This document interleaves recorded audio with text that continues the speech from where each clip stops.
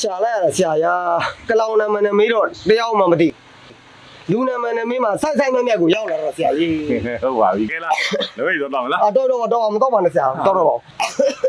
ကျွန်တော်ချောင်းနေတာအဆူချွဲတွေကကြက်ဟောဒီတိတ်ကပါရစားလေးနဲ့မို့ကျွန်တော်တက်တာနေတာအားဆရာကြီး ဟုတ်လားဟုတ်ပါပြီအခုဘာကိစ္စနဲ့ရောက်လာမှုတိုက်ရ ဝင်းပါထုတ်လို့ရေးရတယ်ဇလန်းလေးဖို့လို့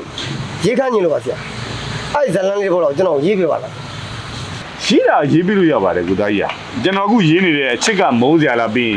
ကျွန်တော်ကိုသားကြီးဇာတ်လမ်းရေးလိုက်မယ်လေနောက်ပတ်လောက်တော့လာပြီလက် ဟုတ်ကဲ့အဲ့ဆိုရင်ကျွန်တော်တောင်းခွင့်ပြပါဦးဗျာ ဟုတ်ပါပြီဟုတ်ပါပြီ ဟာဆရာဒီတိတ်ကပါရစားလေးရင်ယူရလိုက်ပါလားအရန်ကောင်းတာပါဗျာ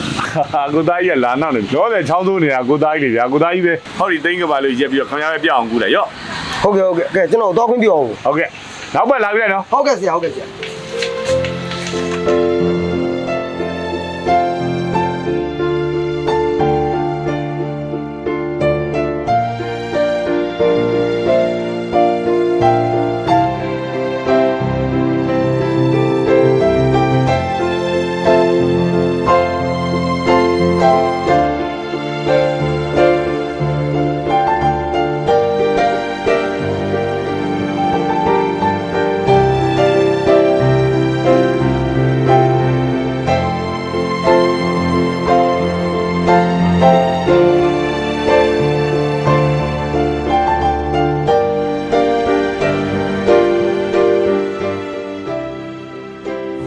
စာရေးဆရာကြီးကလည်း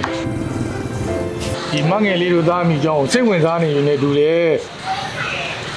ဆိုပါတော့ဗျာသူ့မိယာလာလို့တော့ရှိချင်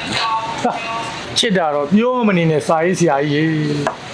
တခါတော့2ရက်လောက်ကြောက်သွားတာအိုးတလန်းဝင်တလန်းထွက်ဟိုရှာဒီရှာပြီးနောက်ဆုံးအာဟာရပြတ်ပြီးတော့မူးလေတဲ့အထီပဲစာရေးဆရာကြီး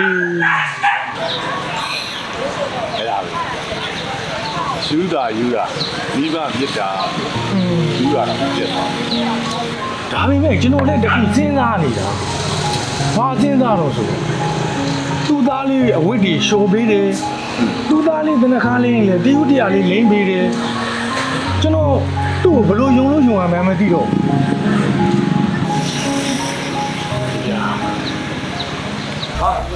ကိုသားကြီး မင်္ဂလာပါခင်ဗျာ ခိုင်ဗျာအခုသားကြီးတပည့်တော့ဗျာ ဒီတစ်ခါတော့တောက်မယ်ဗျာအရင်တစ်ခါတော့ချွဲတွေကြက်လို့ချောင်းနေစိုးလို့ဒီအစားလေးကြောင့်မို့ဗျာကဲပုံမှန်နေလေးတစ်ခွက်လောက်မှကြီး